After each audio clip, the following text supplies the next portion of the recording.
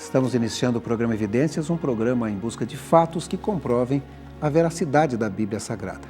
Se você quiser enviar um e-mail, evidências@novotempo.org.br. Vai ser um prazer atender você, atender a sua sugestão, alguma opinião que você tenha, alguma pergunta, alguma dúvida. Nós temos aqui a Bíblia Sagrada. Na verdade, através de uma pesquisa que foi feita nos Estados Unidos, chegou-se à conclusão que 93% das pessoas entrevistadas tinham um ou mais exemplares da Bíblia Sagrada. Na verdade, a Bíblia é um best-seller. Ela contém histórias incríveis e fantásticas. Mas uma dúvida permanece na mente de algumas pessoas. Afinal de contas, as histórias da Bíblia são mitos, são ficções ou é a verdade e digno de crédito? Na verdade, existem diversas correntes que têm procurado estudar a Bíblia, inclusive algumas da alta crítica. Dr. Rodrigo Silva, especialista em arqueologia pela Universidade Hebraica de Jerusalém, vai nos falar a respeito desse assunto. Afinal de contas, a Bíblia seria apenas um mito ou uma ficção? Com vocês, Dr. Rodrigo Silva.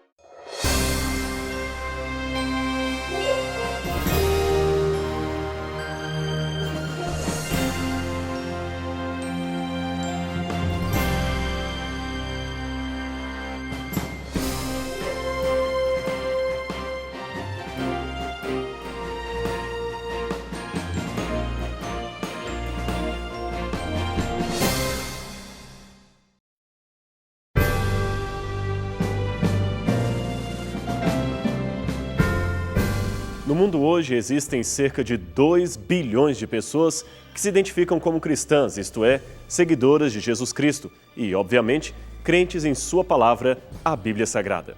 Afinal, é ali que estão registrados e compilados os ensinos e a história de Jesus Cristo. Mesmo que muitos divirjam entre si quanto à interpretação bíblica que se adote, ainda assim, a Bíblia continua sendo, ainda que teoricamente, a norma obrigatória de todos os que se dizem discípulos do homem de Nazaré. Contudo, pesquisas recentes indicam uma constrangedora incoerência entre essa autoidentificação cristã no Ocidente e sua relação com a Bíblia Sagrada. Mesmo possuindo uma maioria assumidamente cristã, o lado ocidental do planeta mostra-se pouco comprometido com os ensinos bíblicos.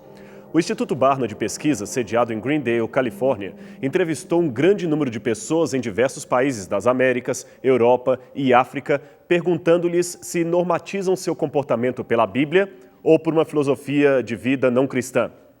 Dos que responderam à pergunta, apenas 25% disseram possuir uma filosofia bíblico-cristã de vida. 24% se identificaram como não cristãos e 51% disseram não ter nenhuma filosofia de vida. Quando o assunto foi o conhecimento da Bíblia, pergunta destinada apenas aos que se diziam cristãos, aí o resultado foi ainda mais assustador. 93% responderam ter uma ou mais Bíblias em casa, mas apenas 12% leem a Bíblia todos os dias. 38% disseram recorrer à Bíblia no momento de obterem ajuda ou encorajamento, mas 42% afirmaram não concordar com a ideia de que a Bíblia é a legítima palavra de Deus completamente correta em seus ensinos. Sobre o conhecimento bíblico das pessoas, 69% dos entrevistados criam que a expressão Deus ajuda quem cedo madruga estava nos evangelhos.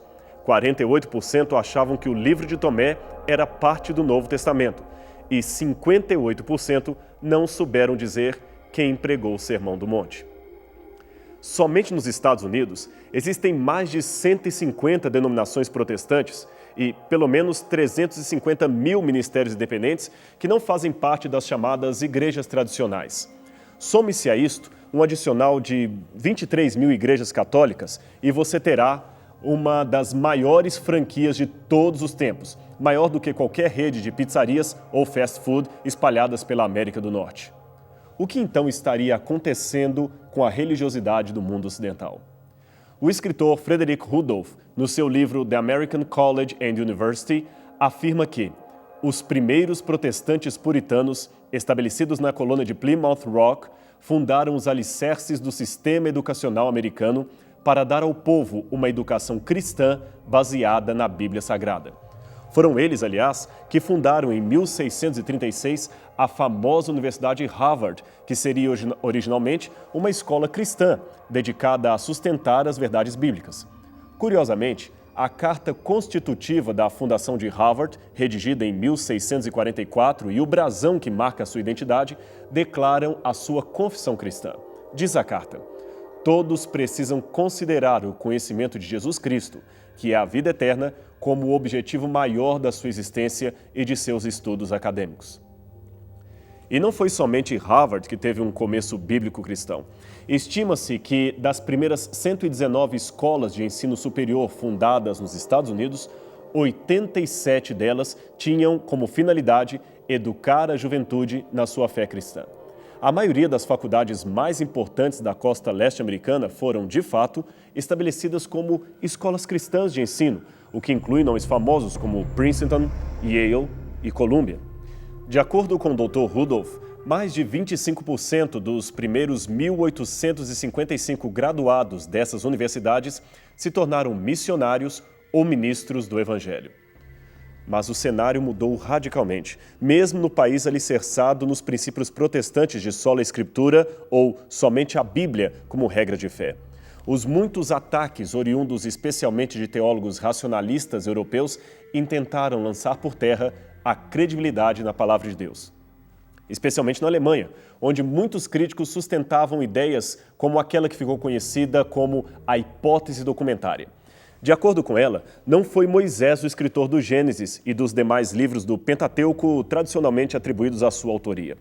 A hipótese documentária sustenta que os diferentes nomes usados para designar Deus que aparecem no Gênesis, Elohim, Yahweh, Adonai, etc., apontam para vários diferentes escritores de diferentes épocas que não tinham a menor intenção de escrever uma história real, mas sim uma novela sem fins realísticos.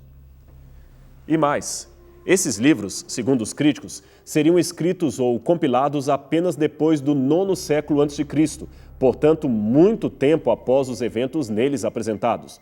Eles afirmavam categoricamente que algumas passagens, como os capítulos iniciais do livro de Números, Números capítulo 1 até o capítulo 10, tecnicamente chamados de documento sacerdotal, não teriam sido escritos senão após o cativeiro babilônico, que terminou em 539 a.C.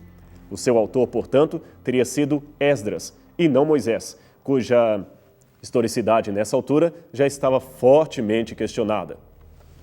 Embora não houvesse nenhuma evidência concreta para embasar estes pronunciamentos, eles se tornaram o elemento central de muitos comentários bíblicos produzidos na Europa e também nos Estados Unidos.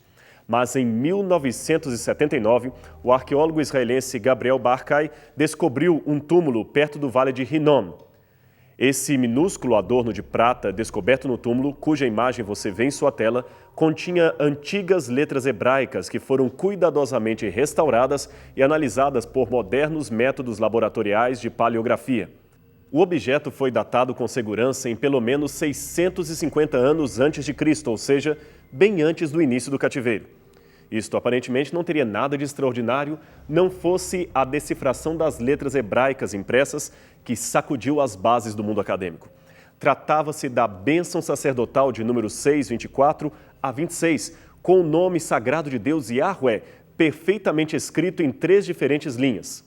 Para muitos críticos, esta porção do Pentateuco era parte daquele suposto documento sacerdotal que mencionamos e, portanto, não poderia ter sido escrito antes do cativeiro babilônico, porque, segundo pensavam os críticos, foi somente a experiência do exílio que propiciou a sua composição.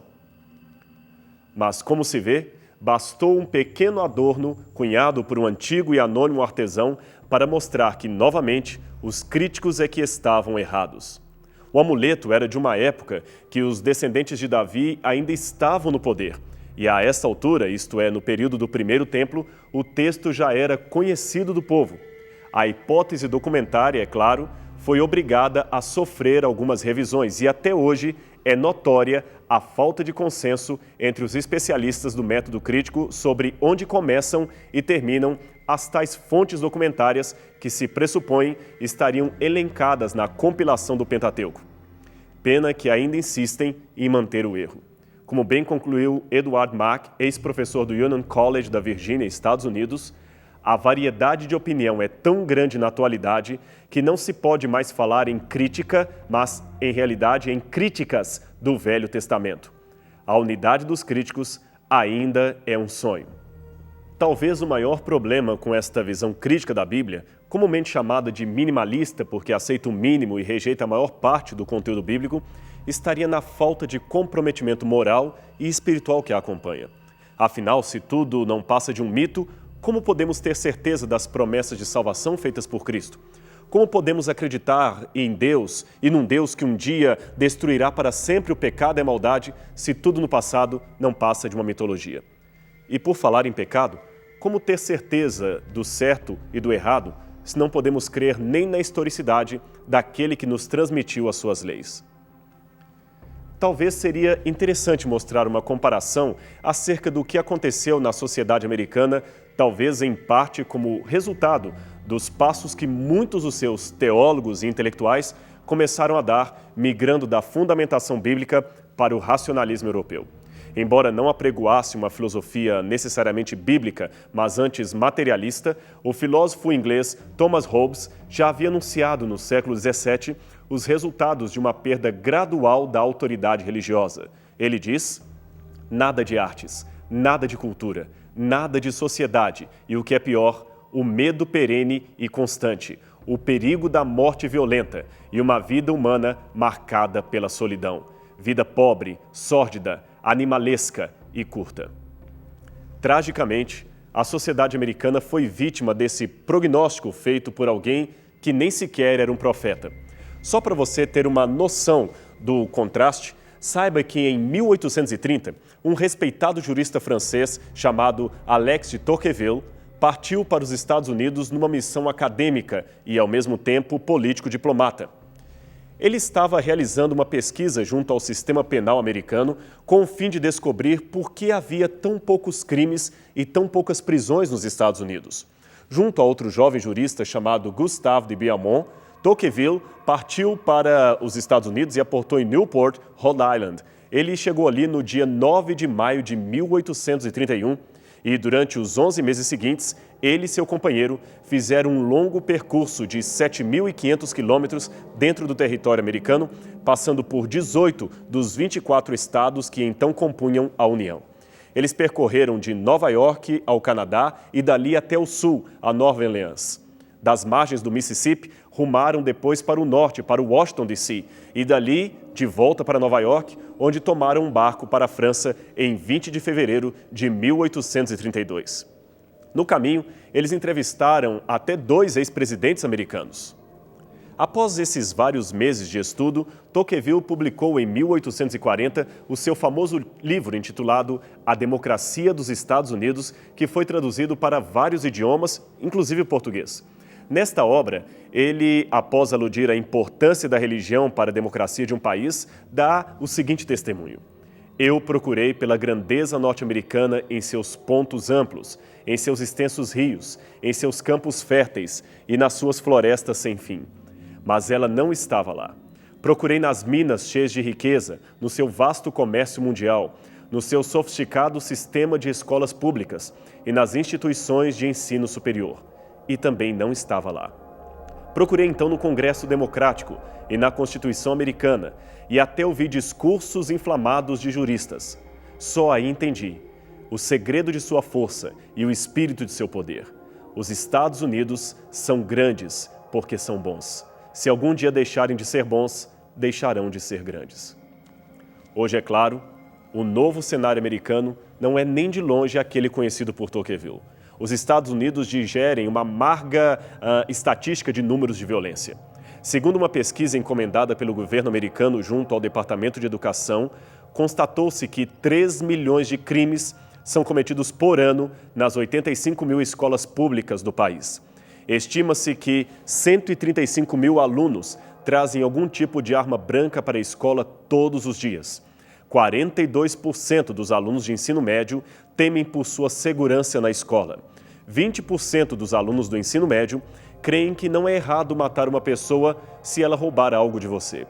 E 10% de todas as escolas americanas experimentam anualmente algum tipo de violência, como assassinato, disputa de gangues, suicídio, roubo, estupro, etc. Coincidência ou não, este cenário está paralelo à perda de fé de muitos líderes religiosos que teriam, teoricamente, a missão de conduzir suas ovelhas às verdades de Cristo. Segundo uma pesquisa realizada pelo sociólogo Jeffrey Hadden, que enviou questionários a 10 mil pastores e professores de teologia de diferentes denominações religiosas, o triste resultado mostrou que 50% dos entrevistados diziam não acreditar mais que Jesus nascera de uma virgem. 80% também responderam não diante da proposta de ser Jesus o legítimo Filho de Deus. Os mesmos 80% voltaram a assinalar não quando o quesito era a crença na Bíblia como livro sagrado e inspirado por Deus. E, finalmente, 36% disseram não crer na ressurreição física e corpórea de Jesus. Seria quanto a esse cenário que o juiz Tocqueville estava querendo prevenir os americanos? É possível que sim, mas, infelizmente, muitos ainda se mostram tardios em acreditar na revelação de Deus.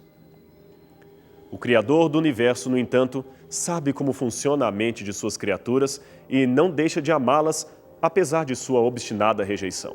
Constantemente, Ele envia seu Espírito a tocar nos corações, sussurrando a sua presença. Além disso, sabedor de que somos seres racionais, criados assim por sua bondade, Ele envia evidências na medida certa para colaborarem na crença de sua palavra. Algo que não nos leve apenas a uma fé cega, fundamentada num vazio mental. Veja quantas pessoas cultas e intelectuais deram um testemunho pessoal positivo acerca da veracidade da Bíblia para sua vida.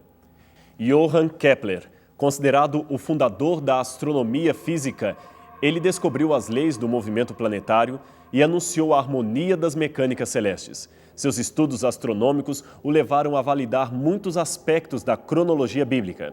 Ele dizia que a astronomia era pensar os pensamentos de Deus depois dele.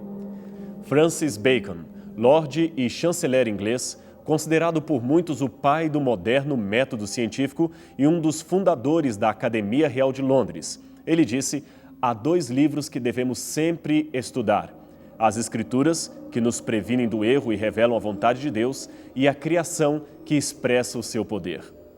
Isaac Newton, famoso, entre outras coisas, por descobrir a lei da gravidade, era tão devoto das Escrituras que escreveu um comentário sobre as profecias de Daniel e Apocalipse. Ele disse: nós encontramos mais marcas da autenticidade da Bíblia do que da história secular. Louis Pasteur, um dos maiores nomes da história da medicina e da microbiologia. Graças aos seus experimentos, temos hoje os processos de esterilização e pasteurização dos alimentos. Ele dizia: quanto mais conheço a Bíblia, mais minha fé aumenta. Wernher von Braun, um dos mais famosos cientistas, PhD da Universidade de Berlim, ele foi um dos maiores especialistas em projeção e lançamento de foguetes da NASA. Cristão convicto, ele cria piamente na Bíblia e na existência de um Deus criador do universo. Falando dos céticos, ele declarou: não consigo entender como um cientista tem a capacidade de não reconhecer a presença de uma racionalidade superior e divina por detrás da existência do universo. Seria o mesmo que um teólogo resolvesse negar os avanços da ciência moderna. Braun, diga-se de passagem, era alemão de nascimento e foi educado nos moldes do racionalismo europeu. Ainda jovem, ele foi obrigado a fugir do seu país por não concordar com os ditames de um líder fortemente apoiado por racionalistas liberais da Alemanha. O seu nome? Adolf Hitler. E para não ficar apenas nos exemplos do passado, vejamos mais um exemplo moderno. Lee Strobel, graduado em Yale, foi um brilhante jornalista investigativo do Chicago Tribune e ateu convicto. Ele resolveu então entrevistar vários especialistas em história, filosofia, ética, arqueologia e teologia, com o fim de desacreditar a Bíblia. Mas acabou se convencendo da veracidade bíblica e hoje é um famoso pregador do Evangelho, autor de vários livros apologéticos de defesa racional das Escrituras. Outro caso curioso foi o do professor Austin Miles. Em sua fase ateísta, ele escreveu um best-seller antibíblico intitulado Don't Call Me Brother, Não Me Chame de Irmão, onde apontava argumentos racionais para não ser religioso, muito menos crente fervoroso das Escrituras. Foi um grande constrangimento para os críticos quando descobriram que Miles, depois de uma grande luta de espírito, resolveu entregar o seu coração a Cristo e, de público, pedir perdão ao céu pelo livro que havia publicado. Hoje ele mesmo prega o Evangelho para pessoas céticas, como ele mesmo foi um dia. E como não podia deixar de ser, vamos finalizar a nossa lista de testemunhos a favor da Bíblia com a palavra de 3 dos mais reconhecidos arqueólogos do século XX, a começar de Sir William Ramsay, tornado cavaleiro pela Rainha da Inglaterra graças aos seus muitos trabalhos acadêmicos na área da arqueologia romana e história da Ásia. Bem, tendo como intenção inicial desacreditar o livro de Lucas, o Dr. Ramsay viajou por todo o Mediterrâneo coletando dados para um livro acerca do assunto. Mas ele se impressionou ao descobrir que seus achados, ao contrário de desmentir o autor bíblico, tornavam a confirmar a plena exatidão dos costumes locais, títulos governamentais e outros dados que ele havia mencionado. Ramsay analisou as referências que Lucas faz a 32 países, 54 cidades e 9 ilhas e não achou um erro sequer.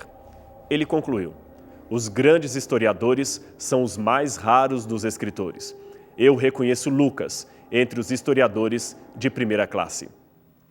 A seguir, temos um dos maiores arqueólogos de todos os tempos, deão honorífico dos estudos de Assiriologia e presidente da American School of Oriental Research e pertencente à conceituadíssima Universidade de Johns Hopkins, nos Estados Unidos. O seu nome, William Albright.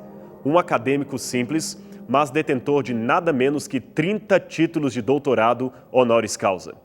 Sua pesquisa sobre a Bíblia revelou, em suas próprias palavras, que não há a menor dúvida de que a arqueologia confirma a historicidade substancial da tradição presente no Antigo Testamento.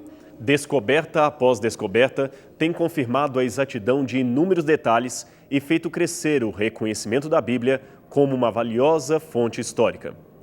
E, para finalizar, temos a figura do antigo presidente do Hebrew Union College de Jerusalém, o Dr. Nelson Gleck, um renomado arqueólogo judeu que chegou a ser capa da revista Time nos anos 60. Depois de participar de vários sítios arqueológicos em Israel e colecionar em seu currículo uma lista de dezenas de livros e artigos técnicos sobre arqueologia, ele declarou: pode-se afirmar categoricamente que nenhuma descoberta arqueológica jamais tem desmentido uma referência bíblica. É triste que muitas vezes a mídia, ao apresentar matérias sobre a Bíblia, não divulga ao público esse tipo de informação que dá testemunho e crédito à história relatada no livro sagrado. Antes, prefere entrevistar alguns descrentes, fazendo supor que nenhum acadêmico sério acreditaria na historicidade das Escrituras. Mas, como você pôde ver neste programa, não é só de críticos e céticos que vive o mundo acadêmico. Há muita gente conceituada que, em meio a pesquisas e anotações, apenas tem aumentado a sua fé na providência de um Deus que é tão presente, que quase dá para tocá-lo. Seus sentidos acadêmicos, sua inteligência e racionalidade não os pôde privar da certeza do amor e da existência de Deus. Mas por que muitos ainda duvidam? Bem, no passado perguntaram a mesma coisa ao escritor Victor Hugo.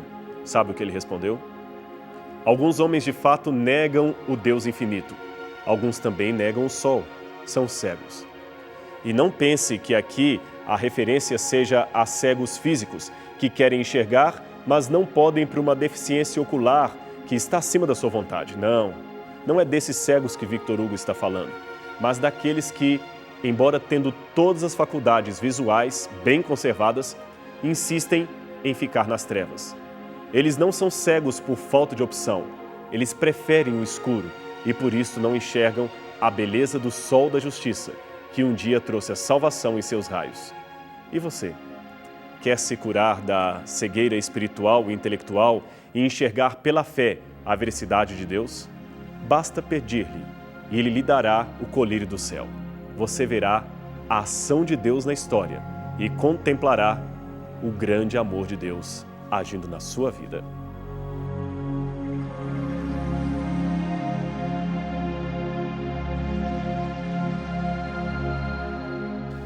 Se você faz parte desses 93% que tem a Bíblia em casa e não leu a Bíblia toda ainda, você não sabe o que está perdendo. Porque muitas vezes as pessoas criticam por não conhecerem a Bíblia Sagrada. Este é um livro fantástico, fabuloso, vale a pena lê-lo. Comece com as histórias do livro de Gênesis ou comece já pelo Novo Testamento com as histórias de Jesus Cristo. Vale a pena ler a Palavra de Deus, vale a pena ler a Bíblia Sagrada. Nosso programa chegou ao final, mas na próxima semana voltaremos com mais um programa Evidências. Mas nos envie um e-mail, evidências@novotempo.org.br. Se você quiser aprender mais a respeito da Bíblia Sagrada, podemos enviar para você um curso bíblico inteiramente grátis. Mande um e-mail, evidências@novotempo.org.br. Esse curso bíblico é totalmente de graça. Próxima semana voltaremos com mais um programa Evidências, o programa em busca de fatos que comprovem a veracidade da Bíblia Sagrada. Até lá!